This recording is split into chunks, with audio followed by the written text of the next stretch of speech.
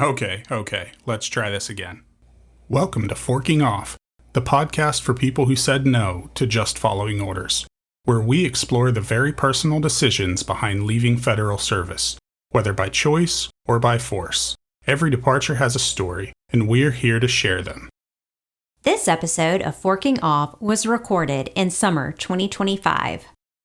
Hi, and welcome to this episode of Forking Off. I'm Jill Fields. And I'm Philip Fields. And today we're going to hear Philip's story. Okay, Philip. So bottom line up front, what's your bluff? I'm Philip Fields, and I replied resign. I took the first fork after working for the FBI as an intelligence analyst for the last 13 years. So, Philip, why don't you give our listeners a little bit of your background, a little bit of who you are and how you first ended up at the FBI? So I always knew I wanted to help people. I grew up out in the country in northeast Oklahoma, and when I was 17, I helped start a volunteer fire department. I got certified as a firefighter and first responder. And then after high school, I went to a nearby community college, majored in criminal justice, but I ended up enlisting in the Marine Corps before I finished. So in January of 2005, I left for boot camp. I ended up with 1st Tank Battalion as a tow gunner, as an infantry role. Deployed to Iraq twice, to Fallujah between 2005 and 2007. Then when I was getting out of the Marine Corps, I knew I wanted to continue doing that kind of thing in national security. And so I got into San Diego State through a special admissions program, and I majored in international security and conflict resolution, which was a lot of fun and very interesting. So while I was at San Diego State, I got to study Arabic. I got to go to Tanzania on a study abroad. Okay, so Philip, you studied international security and conflict resolution. You said you wanted to help people. You've always had that passion for it. So why the FBI? Were you just looking for public service? Were you looking at just government entities? What were your plans? Yeah, so I actually didn't want to work for the FBI. I think it was once a semester. Different recruiters from the FBI, the CIA, the State Department would come to the school and they would give presentations. And I was really interested in the CIA, and I was pretty interested in the State Department too. After having been in the Marine Corps and Iraq, I didn't really want to be a police officer. And so I kind of wrote the FBI off. I applied to basically every agency in the intelligence community at the time. Places like the CIA weren't really hiring people with an infantry background. They were looking for something else. Then one of my friends he was still in the Marine Corps. He was working with the Marine Security Guard at an embassy in Europe. He introduced me to one of the FBI agents who was stationed there at the Legat. And I got to talking to him, and it got me thinking about it enough that I was like, okay, I'll put in an application and see where it goes. So I applied around July of 2011. Then when we were on our honeymoon in August, I got an email from him saying... Our honeymoon, that was 3 years after we got married, by the way. Yeah. But it was great. It was still our honeymoon. We were in Hawaii. It was lovely. So I got an email from him with a conditional offer. I responded, yes, I was interested. I was in the hiring process for a couple of different agencies at that point. None of them were really what I wanted to do. When I got this one, I said yes, but then when we got back, I found out that I was actually an alternate candidate. Initially, I didn't think it was going to go anywhere. They tried offering me different roles. One was an electronics technician, which I didn't feel like I was in any way qualified to do. And so I thought, well, I'll have a job whether I take this one or not. So I just said, no, thank you. And eventually they came back and said, oh, hey, we have an extra slot. You can come on. So I came on board as a staff operations specialist initially. I was in February of 2012. I got through my entire background process and everything in less than 7 months from the time I applied to the time I came on board, which was unheard of. It is still unheard of, and we'll get into why I am very I have feelings, lots of feelings. But yes, Philip got through the background process extremely quickly. So, all right, Philip, so you came on board as an SOS. Now they're called tactical specialists. Right. And so the job hasn't changed, but they changed the title. So I came on board in February and I went to Quantico for the orientation, came back to Los Angeles, and I spent the first few months just getting the hang of the job, learning how the FBI works before my supervisor at the time told me that, we were about to go into a multi-year hiring freeze. There was application window open for an intelligence analyst role, and he thought that I'd be really good at it. And if I had any interest at all, I should apply now because I might not get another chance for a long time. At the time, I worked with a lot of intelligence analysts and they were very senior in their roles. So I kind of saw what they did and I thought I don't know if I'm ready to do that. But I also knew that, he had confidence in me, which made me feel good. I didn't want to regret it several years from now if they still weren't hiring. So I put in the application and then I went to Quantico for SOS training. And while I was there, I actually got called back with an offer and I did the interview and I ended up leaving Quantico early in June to come back home so I could pack up and get ready to go back to Quantico in July as an intelligence analyst. So I spent most of 2012 at Quantico. Yes. Yes, you did. So I went to Quantico in July and completed the intelligence basic course, came back to Los Angeles in September. My first assignment as an intelligence analyst was with a squad at the Joint Terrorism Task Force that did what we call terrorist use of the internet. Initially, it was sort of getting the hang of old school terrorism that we think about, Al-Qaeda and Al-Shabaab and things like that, learning the ideology, learning how they operated online. But then in 2013, things started to change.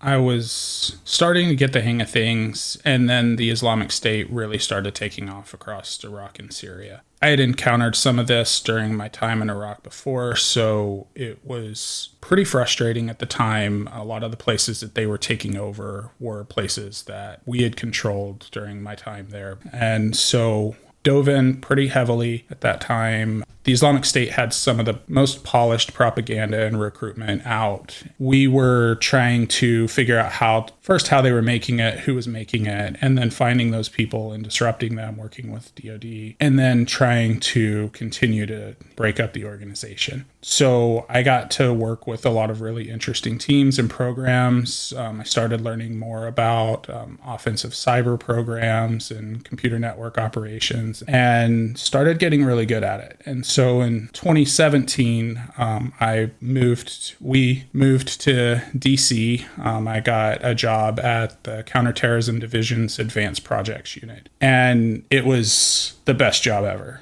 They worked a lot like a startup or an incubator, but with the resources of a major corporate R&D program. We got to work on some of the hardest problems the FBI faced. We were designing advanced analytic capabilities and building new intelligence collection tools that would set the FBI up for success for several years. So then in 2017, the FBI started talking about moving CTAPU and the rest of the innovation teams to Redstone Arsenal in Huntsville, Alabama. Initially, we were able to avoid the move and buy ourselves a few years, but during the pandemic, it became clear that they were going to be moved. And so I decided to do a joint duty assignment as one of the FBI's intelligence liaison officers at the CIA's Counterterrorism Mission Center. I spent most of that year working to integrate FBI and CIA offensive cyber programs and working with a lot of different interesting teams before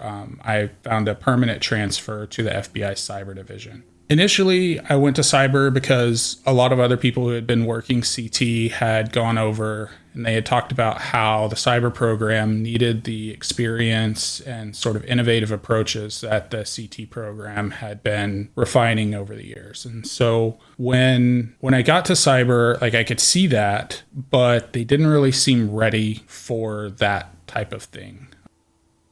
So you moved over to cyber in the summer of 2021.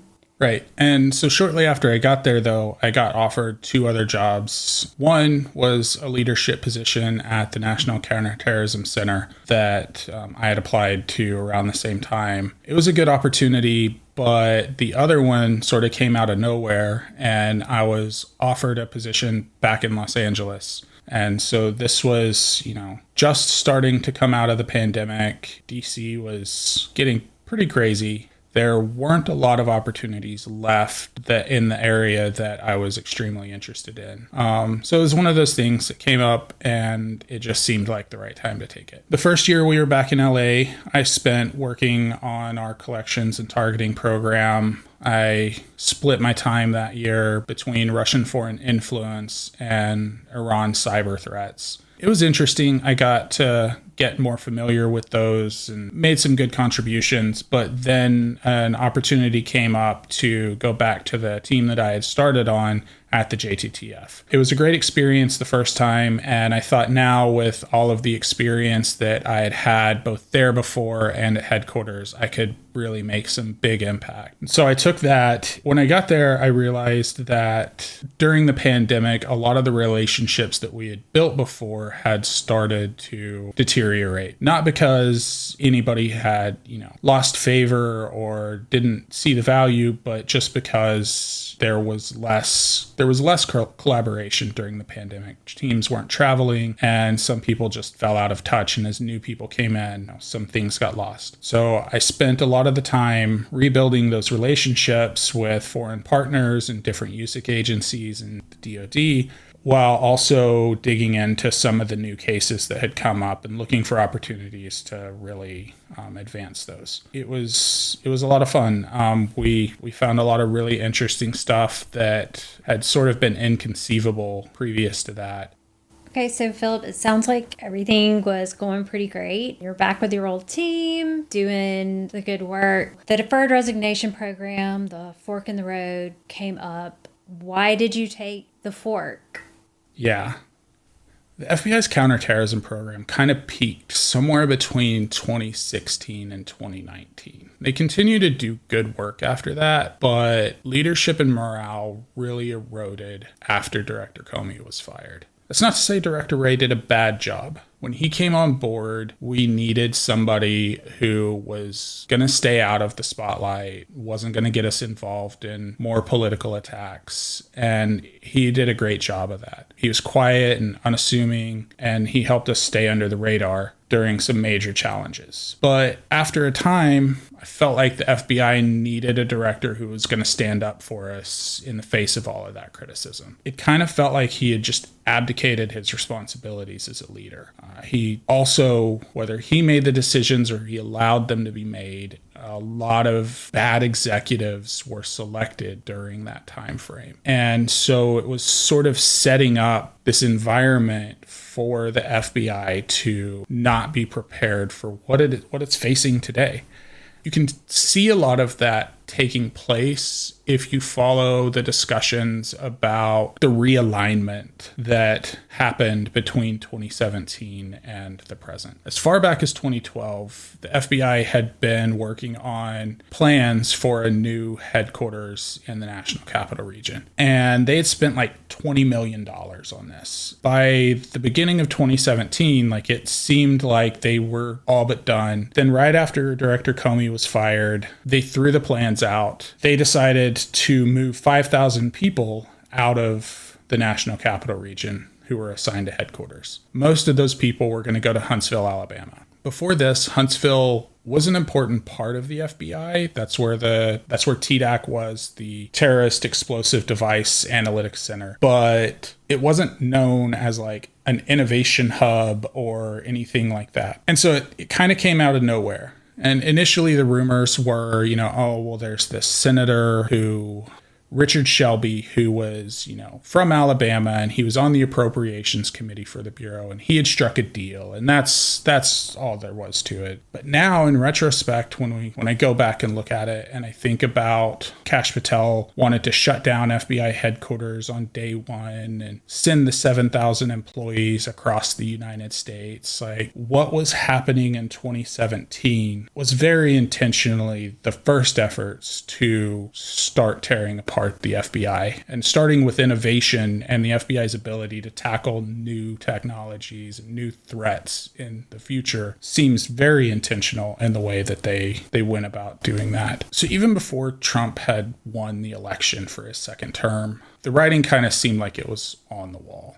I remember talking to a friend when the first assassination attempt happened, watching the video clip. He was, standing there pumping his fist in the air, yelling, "Fight." I'm saying to my friend, like, this just won him the election. In my mind, there was no doubt about it at that point. So then in November, when he announced that he was selecting Kash Patel as the new FBI director, that just made it all the more apparent.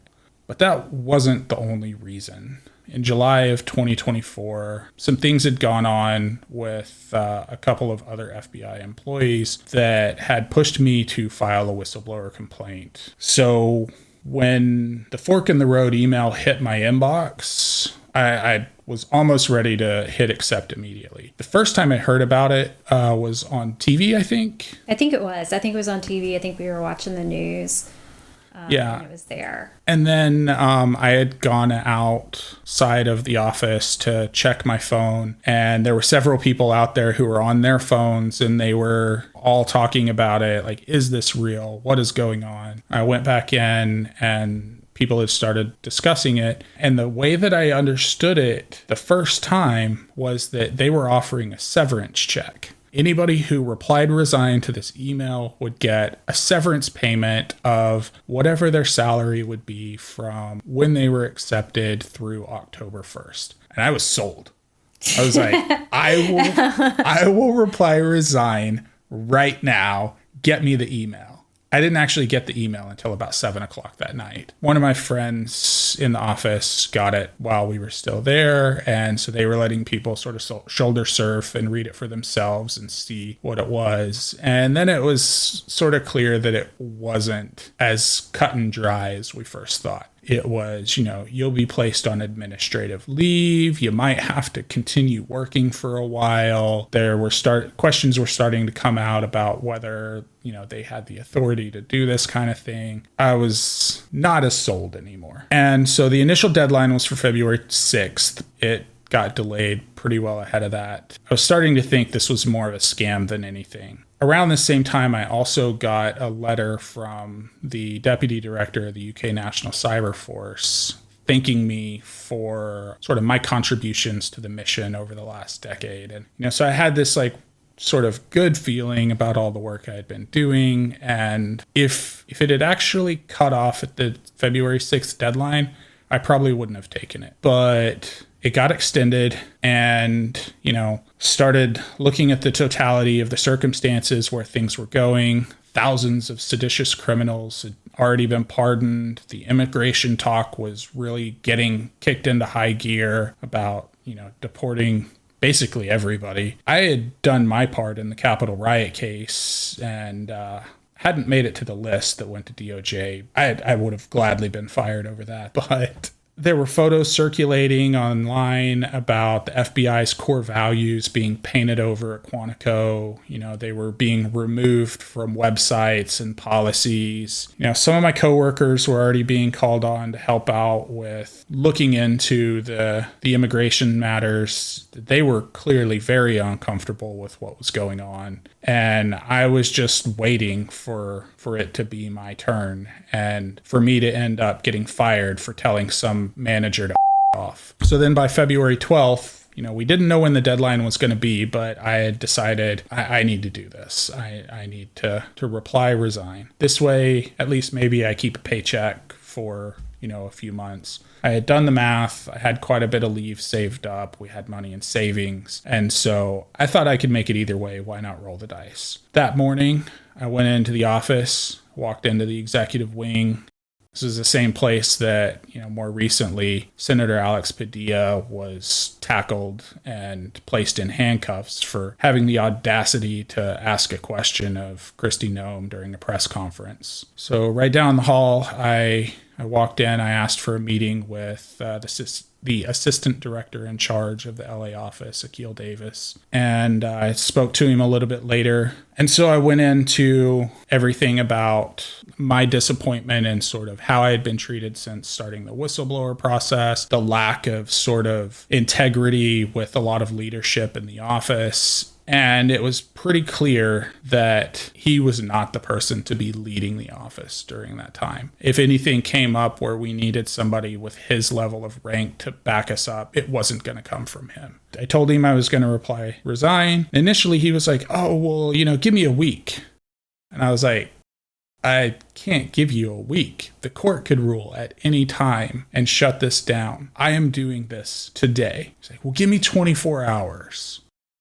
No, I have to do this as soon as I leave the office. And he was like, okay. Well, you seem like you've made up your mind. So, if you feel that way, go ahead and do it. But let me call you tomorrow. I'm going to look into this. And if there's anything that I can do, I'll tell you tomorrow. And if we have to, I can refuse your resignation and we can get you out that way. I had no expectation that this was going to work, but I wanted it to be true. And so I said, sure.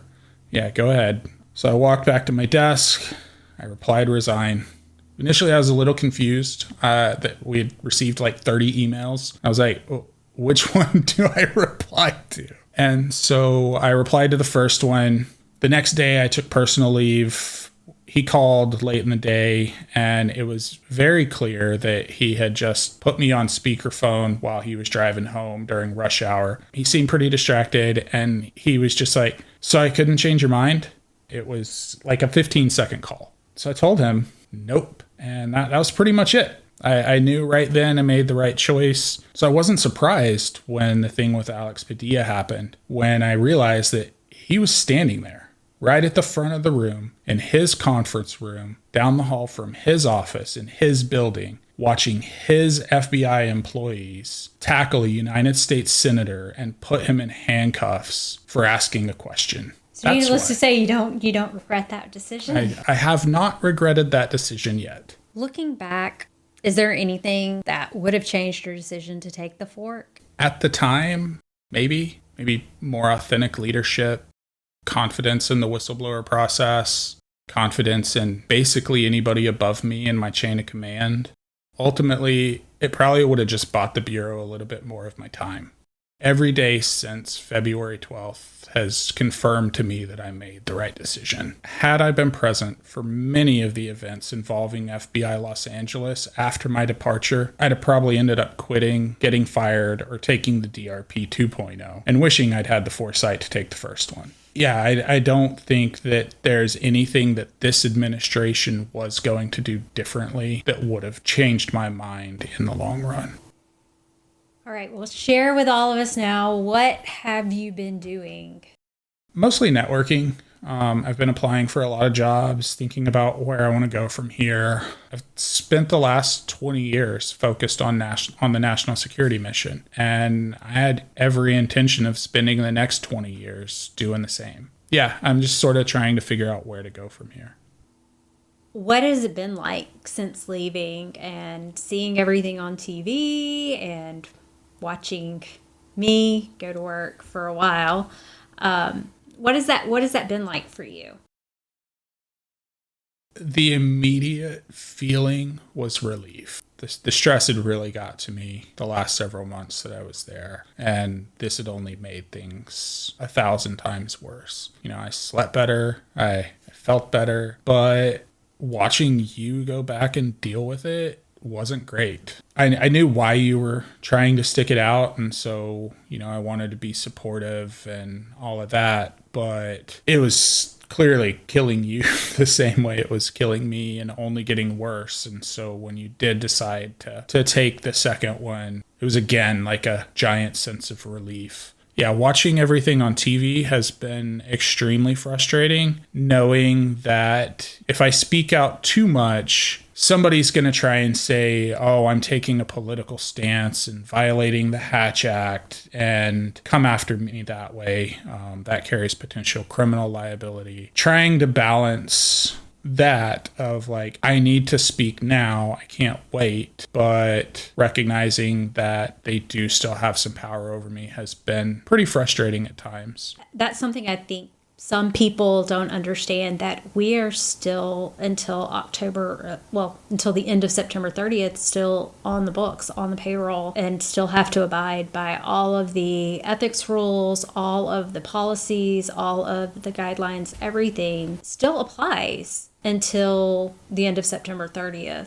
Yeah, but a lot of that's easy, right? It's easy to be ethical for somebody who's been doing this job for actually, well, it should be. It should easy. be. It should be, as we've seen. It should be easy. Not for everybody. Ethical. A lot of that is easy. The whole don't go get another job, and if you do, you need to probably effect your resignation early and stuff. That hasn't been an issue. What has worried me most is while the administration blows off the Hatch Act every day and violates all sorts of ethical policies and guidelines, I would not put it past them to turn around and try and use it against people that were speaking out against them. And I think it's very clear what Congress's intent was with the Hatch Act, and nobody would argue that someone who's saying they disagree with the president's policy is somehow trying to advocate for them as a political candidate, especially when they're on their second term and we're supposed to only have 2 terms. I don't think there's a real obstacle there or concern, but it's something that I haven't wanted to come up as a potential issue that could be used against me. What are you hoping to do next? I haven't exactly ever been one for conformity. Most of every major success I had in the FBI was in spite of the FBI. Every successful operation was initially shot down by 12 different people because it was different. But somewhere along the way, I built up enough credibility and a track record of success that I could leverage a community to work towards progress. Now a lot of that is gone, it feels like, at least. So I've been working to sort of translate that and build out that new network, but I'm also not trying to just jump into whatever it is that the private sector thinks that I should be doing. I've been saying for several years that I feel like the private sector could do a lot more to further the national security mission than the government if they just recognized the value in it. Of course, the response is always, yeah, but that's not profitable. Security isn't a profitable part of the company. It's a cost sink. And they're busy talking about margins and shareholder interests. They don't really understand how to contextualize the world that we exist in. I can't fix that. But lately I've been thinking a lot about where I grew up and how a lot of the public services were organized as cooperatives. There were electric cooperatives, there were agricultural cooperatives, there were financial cooperatives. And it was usually that way because, the little individual communities didn't have the expertise or the resources to make corporations profitable, right? You couldn't have a Southern California Edison in Northeast Oklahoma. But I think that model applies really well to security and intelligence and cybersecurity in current corporate America. Like when I think about corporations as small towns that don't necessarily see the value or have the expertise or feel like they have the resources to have in-house threat intelligence teams or to really fully understand risk management, I think this model can apply very well to those types of situations. At the same time, there are literally thousands of people just like me and you who have left the government and want to continue doing this kind of work and don't want to get pulled into the sort of corporate status quo. So I think for me, this feels like a really good time for something like a collective security cooperative, right? We could pull together a lot of that talent, it would all work under one sort of mission, not have to worry about things like shareholder interests, and the employees would be the shareholders, right? You have a lot more control over the kind of work you do. And I think it's just a great structure to steer the direction of a company like that. And I think that it could be done in the national security context very well. It could also solve a lot of other challenges where, companies might not feel comfortable sharing the kind of raw data, signatures, logs, and things like that with each other. But when you have an independent organization like this that's set up, I think it might be a way to entice companies to participate as well. All right, final question. Would you ever go back? Not anytime in the next several years. And right now, for me, I've lost all confidence in the institutions responsible for leading this country. And so I don't want to be any part of any of that. That's not to say never. I'm relatively young in terms of federal service.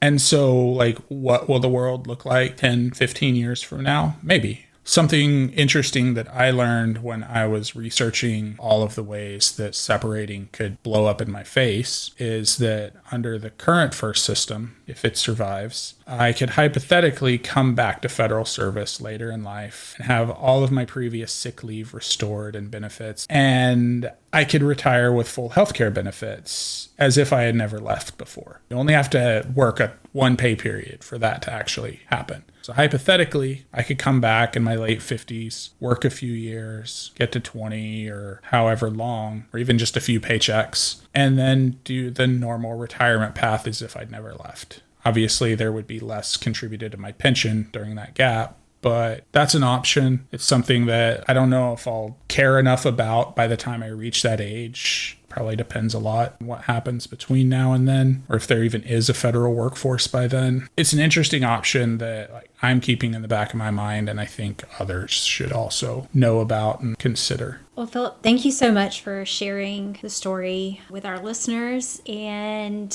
thanks for forking off. Thanks for tuning in to this episode of Forking Off.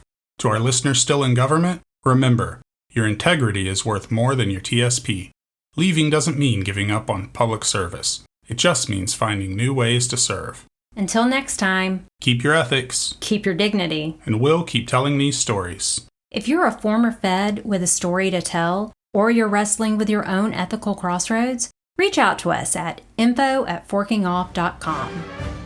Today's episode was created, produced, and edited by Jill and Philip Fields. You can find more information about this episode at forkingoff.com. Follow us on Instagram, TikTok, Blue Sky, Mastodon, LinkedIn, or wherever you get your podcasts.